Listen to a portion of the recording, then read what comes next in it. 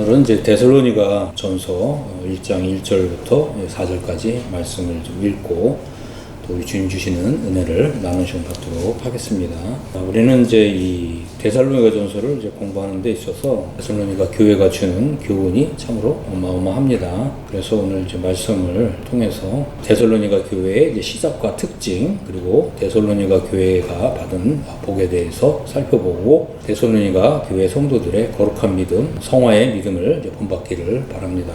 데살로니가 전서 1장 1절입니다. 바울과 실로아누와 디모데는 하나님 아버지와 주 예수 그리스도 안에 있는 데살로니가인의 교회에 편지하노니 은혜와 평강이 너희에게 있을지어다. 우리가 너희 모두를 말미암아 항상 하나님께 감사하며 기도할 때에 너희를 기억함은 너희의 믿음의 역사와 사랑의 수고와 우리 주 예수 그리스도에 대한 소망의 인내를 우리 하나님 아버지 앞에서 끊임없이 기억함이니 하나님의 사랑하심을 받은 형제들아 너희를 택하심을 아노라.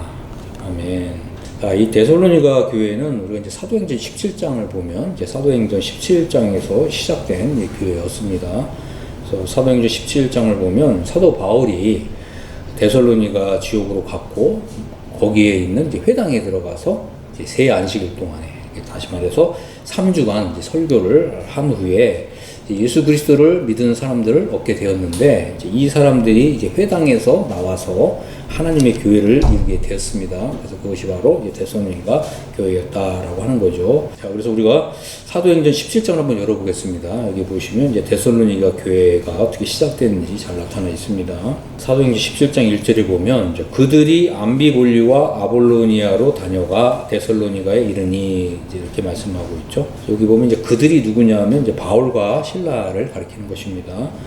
거기 유대인의 회당이 있는지라 바울이 자기의 관례대로 그들에게로 들어가서 새 안식일에 성경을 가지고 강론하며 뜻을 풀어 그리스도가 해를 받고 죽은 자 가운데서 다시 살아나야 할 것을 증언하고 이르되 내가 너희에게 전하는 이 예수가 곧 그리스도라 하니 그 중에 어떤 사람 곧 경건한 헬라인의 큰 무리와 적지 않은 귀부인도 고난을 받고 이제 바울과 실라를 따랐다 이렇게 말씀하고 있습니다. 바울과 실라가 이제 데살로니가 지역으로 갔어요. 그리고 이제 우선적으로 이제 유대인의 회당에 들어갔습니다. 바울은 이제 자신의 관례대로 항상 이제 어느 지역을 가면 먼저 유대인의 회당에 들어갔습니다. 그래서 거기서 이제 하나님의 말씀을 가지고 이제 설교를 했죠. 여기서 뭐 당연히 하나님 말씀 이제 구약 성경을 가리키는 거죠. 신약 성경 기록되기 전이었습니다. 자, 여기서 이제 우리가 유대인의 회당의 어떤 관습과 관례를 좀 우리가 볼 수가 있는데요. 이제 회당은 유대인들의 이제 종교적인 중심지였고요. 또 모세오경을 읽고 기도하고 또 신앙 교육이 이루어지는 또 신앙 공동체였습니다. 그리고 이제 유대인의 남성이라면 누구나 이제 성경을 읽고 또 설명할 기회가 주어졌습니다.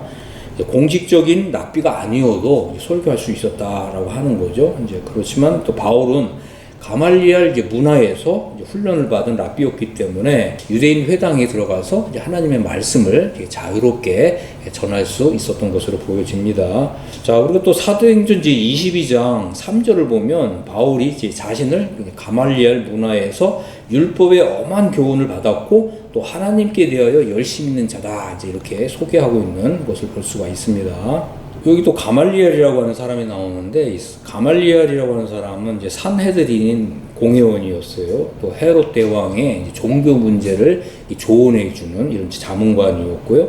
또 유대교 바리새파 중에서 또 최고의 학자였고요. 또 유대교의 정신적인 지도자였습니다.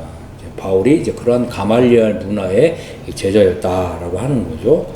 그래서 이렇게 바울이 회당에 들어가서 이렇게 앉아 있으면 회당장이 이렇게 성경을 강론할 것을 청하기도 했어요. 그래서 이제 사도행전 13장 14절에 보면 이제 이런 말씀이 있죠. 그들이 이제 비시디 안독에 이르러 안식일에 회당에 들어가 앉으니라. 그래서 율법과 선지자의 글을 읽은 후에 회당장들이 사람을 보내어 물어 이르되 형제들아 만일 백성을 권할 말이 있거든 말하라. 자, 이렇게 바울이 이제 회당에 이제 들어가서 이렇게 앉아 있게 되면 이제 회당장이 하나님 말씀을 이제 설교하도록 이렇게 청하기도 하는 이제 이런 일이 있었다라고 하는 거죠. 그래서 바울이 이번에도 이제 구약 성경을 가지고 하나님 말씀을 이렇게 풀어주는 이런 일을 했어요. 하나님 말씀을 이제 강의한 거죠. 또 이게 변증 설교라고 하는 걸 했어요. 이게 변증 설교라고 하는 것은 청중이 뭔가 질문할 것을 미리 이제 생각해서 스스로 묻고 답하는 식으로 설교하는 방식입니다. 자, 바울은 이제 그리스도께서 고난을 당하시고 이 죽은 자 가운데서 다시 살아나실 것을 예언하는 말씀을 가지고 설교를 했던 거예요. 어쩌면 이제 이 그리스도의 이제 고난과 부활을 예언하는 이제 예언서들을 가지고 이제 설교를 했던 것 같은데, 짐작하건대 혹시 이제 이 이사야 53장을 이제 설교하지 않았을까, 이제 이런 좀 생각을 해볼 수가 있습니다. 이사야 53장은 우리를 위해서 순환을 당하시는 그리스도, 또 자기에게 수고한 것을 이렇게 만족히 여기시고 자기 백성들의 죄악을 친히 담당하시는 이 그리스도, 메시아에 대한 이제 이런 예언을 담고 있잖아요. 그리고 바로 이 예언서에 예언되어 있는 메시아, 그리스도가 바로 예수님이다. 이것을 증언하는 이제 이런 설교를 했던 것입니다. 그 결과 경건한 헬라인의 큰 무리와 적지 않은 귀부인이 이 말씀을 알아들었다는 거예요. 이 말씀을 이해했다는 거예요. 그리고 이 말씀을 믿었다고 하는 거예요. 자, 그래서 바울과 이제 실라를 따랐는데, 여기에 이제 중요한 내용이 뭐냐면, 이렇게 구원을 받게 된 이 경건한 이제 헬라인들, 이방인들을 얘기하는 거예요. 그리고 또 귀부인들이 바울이 전한 복음을 듣고 예수 그리스도를 이렇게 마음으로 믿게 된 거죠. 그래서 어떻게 했다고요? 회당을 나온 거예요. 회당에 계속 머물러 있는 게 아니라 회당을 나와서 하나님의 교회를 이루게 되었어요. 이게 바로 데살로니가 교회의 시작이었다라고 하는 것입니다. 자, 여기서 이제 우리가 아주 중요한 교훈을 배울 수 있어야 합니다. 이렇게 데살로니가 성도들은 구원받기 이전에 유대인의 회당에서 하나님을 예배하는 사람들이었어요. 또 하나님의 말씀을 들었죠. 근데 문제가 뭐냐면 구원을 받지 못했다는 거예요. 이것이 아주 중요한 거죠. 데살로니가 교회 성도들은 이제 율법 아래서 경건한 삶을 살았던 사람들이에요.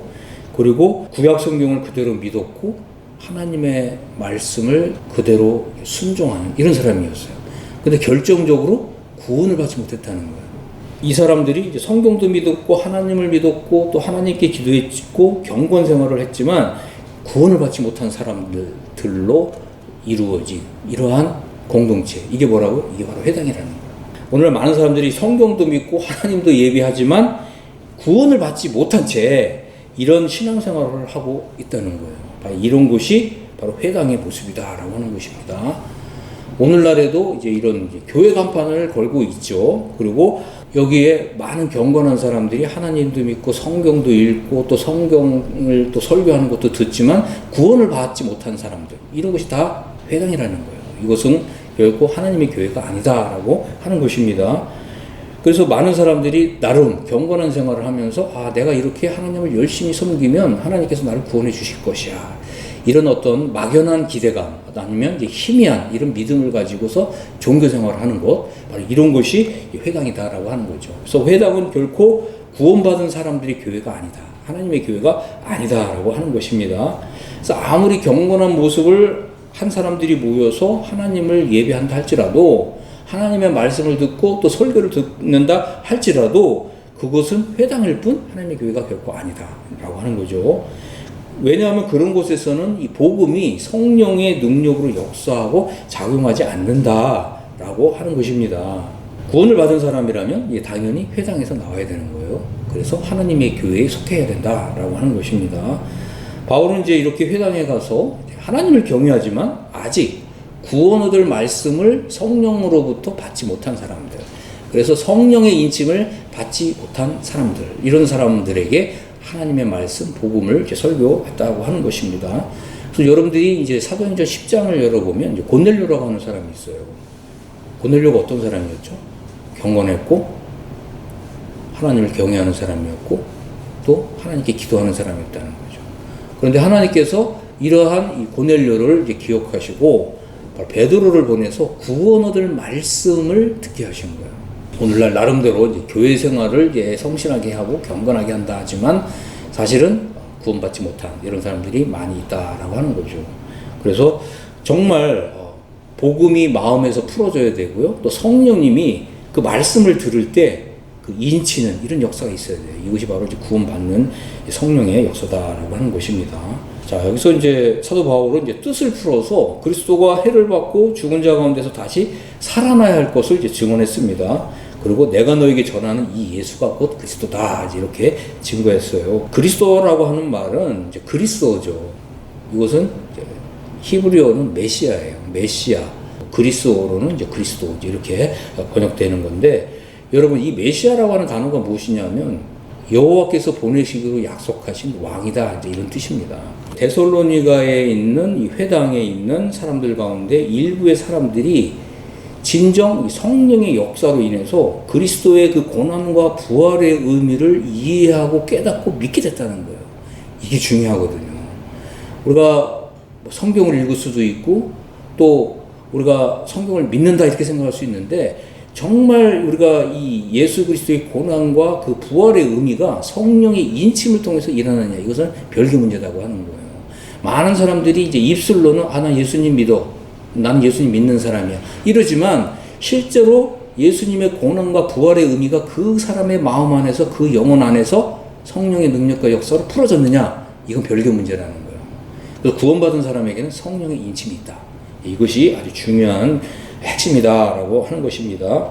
그래서 그들 가운데 일부의 사람들만 예수님이 바로 메시아다, 그리스도다, 이것을 알게 됐고 믿게 됐다라고 하는 거죠. 그러면 여기서 이 메시아, 그리스도는 무슨 뜻이냐? 하늘과 땅의 왕이시며 천지의 주제이신 아도나이시라는 거예요. 예수님은 바로 아도나이신 분이시다. 그래서 바로 이 예수님을 자신들의 구주와 주님으로 영접했다, 이렇게 믿었다라고 하는 것입니다. 바로 여기서 이 중요한 이제 복음의 핵심이 이제 등장하고 있습니다. 그래서 여러분들이 이제 사도행전 17장 17절에 보면 바로 예수님이 왕이시다, 이렇게 선포했다는 거예요. 17장 7절을 보면 야손이라고 하는 사람이 이제 바울과 실라를 받아들였다. 그래서 이 사람들이 다 가이사의 명을 거역하며 말하되 다른 임금 곧 예수라 하는 이가 있다 하더이다. 이래서 이제 고소한 거예요. 이 말은 무엇이냐면 사도 바울은 바로 예수님이 아도나이시다, 예수님이 바로 메시아다, 예수님이 바로 그리스도다, 예수님이 바로 왕이시다, 이렇게 선포한 거예요.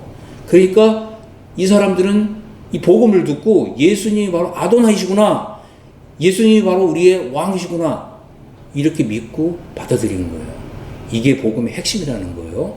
여러분들이 믿고 있는 예수의 그 의미와 지금 이 데살로니가 사람들이 받아들인 예수의 의미가 같은지 다른지를 정말 비교해 보시기 바랍니다. 예수님은 그저 십자가에 죽으신 분이 아닙니다. 많은 사람들이 뭐 예수님의 믿는다, 예수님의 십자가에 죽으심을 믿는다, 그래서 뭐 십자가를 뭐 목에다가 이렇게 목걸이로 걸기도 하고 뭐 반지를 만들어서 하기도 하지만, 예수님은 그저 십자가에 죽으시고 끝난 분이 아니라는 거죠. 예수님은 영광스러운 하나님의 아들이시고 하늘과 땅의 모든 권세를 가지신 분이시고 십자가에 죽으심으로 나의 모든 죄악을 단번에 영원히 대속하신 분이시며 지금은 부활하여 영광의 보좌에 앉아 계신 바로 아도나이시다, 주님이시다라고 하는 것입니다. 장차 이 주 예수님께서는 이 영광의 보좌에서 일어나실 것이고요, 또 자신의 피로 구속하신 사람들을 데리러 오실 것입니다. 특별히 예수 그리스도와 함께 이제 하늘에서 또 그리스도 안에서 함께 앉아 있는 이러한 사람들을 데리러 오실 것입니다.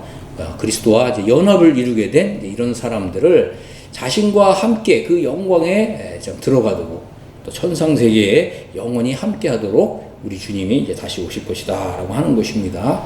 그렇기 때문에 이제 이 예수님은 나의 구주시며 나의 주님이시며 나의 왕이시다. 여러분들이 이러한 이 주님을 받아들여야 되고 영접해야 된다는 거예요. 그저 그냥 나는 뭐 예수님 믿노라 이 정도가 아닙니다. 예수님이 나의 주님이시고 나의 아도나이시고 나의 왕이신 분으로 영접해야 된다는 거. 이 말은 뭐죠? 이후로부터 나의 삶은 철저하게 왕이신 주님께 복종하고 순종하는 삶으로 들어가는 거예요. 많은 사람들이 뭐 이 십자가에 못 박히신 예수님 믿노라 하고서는 그 다음에 나 영접했다 그러면서 또 심지어는 구원받았다고 하면서 어떻게 살아가요? 자기 뜻대로 살아가잖아요. 자기 마음대로 살아간다고요. 하나님의 말씀을 읽고 순종하고자 이렇게 성경을 읽지 않는다고요. 이것이 오늘날 헛된 믿음을 가지고 있는 사람들의 큰 문제다라고 하는 것입니다. 자, 그래서 우리 눈이 열려야 합니다. 영적인 눈이 열려서 나의 모든 죄값을 지불하고 죽으신 예수님을 보아야 되는 거예요. 제가 어저께 어떤 분하고 전화 상담을 했어요. 내가 정말 택함을 받은 사람인지 어떻게 알 수 있는지 궁금합니다. 내가 정말 예수님을 믿어서 구원받은 사람인지 아닌지 정말 알고 싶습니다. 그리고 내 안에 정말 성령님이 계시는지 이걸 어떻게 확인할 수 있는지 알고 싶습니다. 그러더라고요. 이분은 30년 동안 이제 교회를 다니신 분이에요. 30살에 예수님 믿는 아내와 이제 결혼을 해서 그때부터 교회를 다녔는데, 무려 지금 이제 30년 동안 교회를 다녔는데, 내가 거듭났는지, 내가 정말 택함 받은 사람인지, 정말 내 안에 성령님이 거하시는지 어떻게 알 수 있는지 그것을 정말 알려달라, 이런 상담을 하신 분입니다. 예수님이 그럼 십자가에 왜 죽으셨습니까? 제가 이렇게 질문했더니 이렇게 대답해요. 예수님 우리 죄를 위해서 돌아가셨죠? 당신 지옥 갑니다 그랬어요. 우리 죄? 우리가 누구죠? 우리가 누구죠?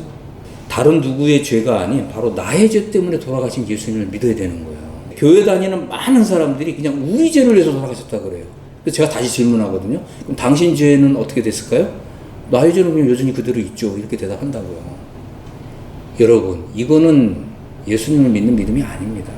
머리로는 예수님을 믿는 믿음이다 이렇게 생각하지만 하나님은 그걸 진정한 믿음으로 계수하시지 않는다라고 하는 것입니다. 이사야 53장을 읽으면서 다른 누구의 죄가 아니라 나의 죄 때문에, 나의 죄를 단번에 영원히 속죄하기 위해서 고난을 받으시고 피를 흘리신 그 예수님을 보아야 되고 믿어야 된다는 거예요. 그래서 예수님이 십자가에서 그 보혈을 흘려주셨는데 나의 죄를 단번에 영원히 속죄했습니다. 아멘. 이렇게 믿어야 된다는 거예요. 나의 죄 때문에 돌아가신 예수님을 믿는다는 말은 뭐냐면, 나의 죄들이 예수님의 보혈로 단번에 영원히 속죄되었음을 믿는 거예요. 뿐만 아니라 이제 나를 의롭다고 하시고 이제 하나님의 의를 주시기 위해서 부활해서 영광 가운데 앉아 계시고, 이제 예수님을 나의 왕으로 믿는 사람에게 하나님의 의를 주시는데 바로 성령님을 보내서 하나님의 의를 주시는 거예요. 이것이 그리스도의 복음이라고 하는 것이고, 이것이 바로 하나님의 복음이라고 하는 것입니다. 그렇기 때문에 예수님은 지금 하나님 보좌 우편에 앉아 계시잖아요. 예수님은 누구십니까? 만왕의 왕, 만주의 주님이시고 또 하늘과 땅의 주제이신 아도나이시라는 거예요. 그래서 이러한 예수님, 영광의 왕께 무릎을 꿇어야 된다는 거죠. 그리고 예수님을 나의 주님, 나의 왕으로 받아들여야 된다고 하는 거예요. 그리고 이제부터 나의 삶은 나의 거가 아니에요. 내가 예수님 왕으로 영접했다는 말은 뭐죠? 내 삶은 이제 더 이상 나의 거가 아니에요. 왕이신 예수님 겁니다. 아멘. 성경에서 뭐라고 되어 있습니까? 하나님께서 우리를 예수님의 핏값으로 값주고 사셨으니 이제는 너희는 너희 것이 아니라 누구의 것이다? 하나님의 것이라는 거죠. 여러분 그렇게 믿으세요? 그렇기 때문에 예수님의 말씀에 우리가 이후부터는 철저하게 순종하는 삶이 나와야 이게 바로 예수님을 왕으로 믿는 사람이라는 거예요. 근데 예수님을 믿노라 이렇게 하고서 여전히 내 뜻대로 내 생각대로 살고 있다면 그건 반역자죠. 아멘. 그게 반역자예요. 누가 반역자라고요? 왕이신 예수님의 말씀이 있는데 이 말씀은 이렇게 치워놓고 내 뜻대로 내 마음대로 사는 거, 이게 반역자라고요. 여러분 복음을 분명하게 아시고 믿으시기 바랍니다. 우리가 이렇게 이제 예수님을 나의 왕으로 영접하고 예수님을 나의 왕으로 이렇게 섬기게 될 때, 그럴 때 우리는 데살로니가 교회 성도들처럼 우상을 버리고 하나님께 돌아와서 살아계신 하나님을 섬기게 된다는 거예요. 여러분 잘 생각해 보세요. 여러분 누구를 섬기나요? 많은 사람들이 기도를 하는데 하나님의 뜻대로 기도하는 법을 몰라요. 다 자기 뜻대로 기도한다고요. 우리가 모든 것을 다 구할 수 있지만, 그러나 마지막 우리의 기도할 때 우리의 마음의 태도는 무엇이냐 하면, 제가 이렇게 기도하지만 내 뜻대로 마옵시고 아버지 뜻대로 되기를 원하나이다, 이런 마음으로 기도하는 거예요. 이게 정말 예수님 믿는 사람의 기도다라고 하는 것입니다. 그래서 우리는 이렇게 예수님을 나의 왕으로 믿게 될 때 복음이 말로만 우리에게 임하는 게 아니고요, 능력과 성령과 큰 확신으로 임하게 된다는 거예요. 그렇기 때문에 우리가 예수님을 믿으려면 어떻게 해야 됩니까? 무엇보다도 회개가 필요한 거예요. 내 생각대로, 내 멋대로, 내가 옳은 대로 살아왔던 이 삶을 회개하고 버려야 된다는 거예요. 그리고 전적으로 예수님이 나의 왕으로 영접해야 된다는 거예요. 그럴 때 복음이 그냥 말로만, 이 말은 뭐냐면 지적인 동의로 끝나는 경우가 많다는 거예요. 우리가 머리로는 복음을 100번, 1000번, 100만 번 동의한다는 거죠. 근데 행동으로는 1도 안 나온다는 거예요. 이게 뭐라고요? 이게 바로 지적인 동의라고요. 지적인 동의는 아무 쓸데가 없어요. 아무 가치가 없어요. 하나님은 그것을 진정한 믿음으로 인정해 주지 않는다는 거예요. 이것이 우리가 배워야 되는 데살로니가 교회 성도들의 믿음이다라고 하는 것입니다. 자, 그럴 때 우리는 이제 왕이신 하나님의 아들 예수 그리스도께서 오신다는 거죠. 예수님이 왜 이 세상에 다시 오십니까? 왕으로 오시는 거예요. 바로 왕권을 받아가지고 이 세상 나라를 바로 그리스도의 나라로 통치하고 다스리기 위해서 예수님이 다시 오시는 거예요. 그럴 때 예수 그리스도께서는 우리를 하늘로 옮기고자 하늘로부터 강림하시는 거예요. 바로 왕이신 우리 주님, 다시 이 땅에 오시는 바로 이 주님을 좀 소망 가운데서 기다리는 이런 믿음으로 살아가게 된다라고 하는 것입니다. 자, 오늘날 이렇게 구원받기 이전에 데살로니가 교회 사람들처럼 구원을 받지 못한 채 그저 종교 생활을 하는 사람들이 많다라고 하는 것입니다. 이런 사람들은 장차 영광의 왕이신 우리 주님이 오실 때 휴거되지 못하고 이 대환란에 남겨지는 이런 일을 겪게 될 것입니다. 그렇습니다. 이게 나름대로 경건 생활을 하고 나름대로 성실하게 종교 생활하는 이런 사람들은 예수님을 믿노라 하지만 사실 예수님을 믿는 게 아니라는 거죠. 왜? 아직 구원받지 못했기 때문에 그런 것이죠. 예수님의 재림은 이런 사람들에게는 결코 소망이 아니라 재앙이 될 것입니다. 그래서 우리는 이제 지금이라도 그리스도의 복음을 가슴으로 받아들여야 되고요. 영혼으로 복음을 믿어야 돼요. 내가 혹시나 지적으로 복음을 동의하고 있는 건 아닌지 정말 내가 가슴으로, 마음으로, 영혼으로 복음을 믿고 있는지 이것을 한번 점검해 보시기를 바랍니다. 내가 아무리 열심히 신앙생활을 한다고 할지라도 그것이 구원을 가져다 주는 게 아니에요. 복음이 열려야 돼요. 그리스도의 복음이 나의 영혼 안에, 나의 가슴 안에 이것이 그대로 믿어져야 돼요. 그럴 때 성령님께서 역사하시는 거예요. 그래서 이 복음이 실제적으로 나에게 복음이 되도록 성령님이 역사하시는 거예요. 그럴 때 우리가 이런 성령의 능력과 역사로 복음을 믿게 될 때 이 성령님이 나의 믿음을 이제 인치신다라고 하는 것입니다. 그래서 저는 여러분들에게 말씀드립니다. 그리스도의 복음을 정말 가슴으로 알고 영혼으로 믿자. 그렇게 되기를 바랍니다. 자, 데살로니가 사람들은 바로 이제 이러한 회당의 실체를 깨닫게 되는 거예요. 그리고 이제 그리스도를 나의 왕, 나의 주님으로 영접하고 이제 구원을 받는 즉시 회당에서 나와서 하나님의 교회 속으로 들어가게 된 거예요. 하나님의 교회를 이루게 된 것입니다. 이제 이렇게 탄생하게 된 곳이 바로 데살로니가 교회였다라고 하는 것입니다. 그래서 이제 저는 여러분들에게 말씀드리지만 그리스도의 복음을 이제 알고 믿게 되었다면 이제 회당에 머물지 말아야 된다. 회당에서 나와야 된다라고 하는 것입니다. 자, 이제 데살로니가 교회의 특징을 살펴보겠습니다. 데살로니가 교회의 특징은 이제 데살로니가 전서 전체에 걸쳐서 잘 나타나 있는데 오늘은 특별히 이제 데살로니가 전서 1장에 나타나 있는 데살로니가 교회의 특징을 이제 살펴보도록 하겠습니다. 데살로니가 교회의 특징 첫 번째, 데살로니가 교회 성도들은 믿음의 역사와 사랑의 수고와 주 예수 그리스도에 대한 소망의 인내를 가진 교회였다라고 하는 것입니다. 데살로니가 교회 성도들의 믿음은 역사하는 믿음이었다는 거예요. 결코 이렇게 잠자는 죽은 것 같은 이런 믿음이 아니라 살아서 역동력 있게 움직이는 이제 이런 믿음의 역사가 나타났다라고 하는 것입니다. 그다음에 두 번째는 이 사랑의 수고가 있었다라고 하는 거죠. 여러분, 이런 이제 사랑의 수고라고 하는 말을 들을 때 이거를 정적으로 느껴집니까? 동적으로 느껴집니까? 우리가 그냥 믿노라 하고 우리가 아무 행동도 안 할 수가 있는데 이게 믿음이 아니라는 거죠. 바로 이 참된 믿음에는 반드시 사랑의 수고가 있어야 된다라고 하는 것입니다. 뭔가 움직이잖아요. 그죠? 움직이는 것이 것만이 살아있는 것이다라고 하는 것입니다. 그다음에 이제 주 예수 그리스도에 대한 소망의 인내를 가지고 있었다라고 하는 거죠. 특별히 이제 사도 바울이 소망이라고 하는 단어를 쓸 때 이 소망이라는 단어는 전부 예수 그리스도의 재림과 연결되어 있는 단어입니다. 자, 두 번째, 데살로니가 성도들은 복음을 지적인 동의로 받아들인 것이 아니라 능력과 성령과 큰 확신도 받아들였다라고 하는 것입니다. 많은 사람들이 복음을 듣고 나 복음을 믿어요 그래요. 그러고서 바로 또 다음날 내가 이거 믿는 거 맞나? 많은 사람들이 또 이렇게 의심하고 회의하거든요. 이게 왜 그렇다고요? 바로 이 성령의 큰 역사와 능력으로 나타난 게 아니라는 거예요. 이거는 이제 복음을 이제 지적으로 동의했다는 거죠. 지적인 동의는 결코 참된 믿음이 아닙니다. 구원하는 믿음이 결코 아니에요. 자, 우리가 이 복음을 듣고 믿을 때 몇 가지 조건이 있어요. 이 복음을 들을 수 있는 우리의 그 마음의 준비가 되어 있어야 돼요. 마음의 준비가 된다고 있다는 건 뭐냐 하면 우리가 정말 예수님을 나의 왕으로 또 나의 주님으로 영접할 것이냐 아니면 계속해서 이 반역자로서 계속해서 이 삶을 살 것이냐.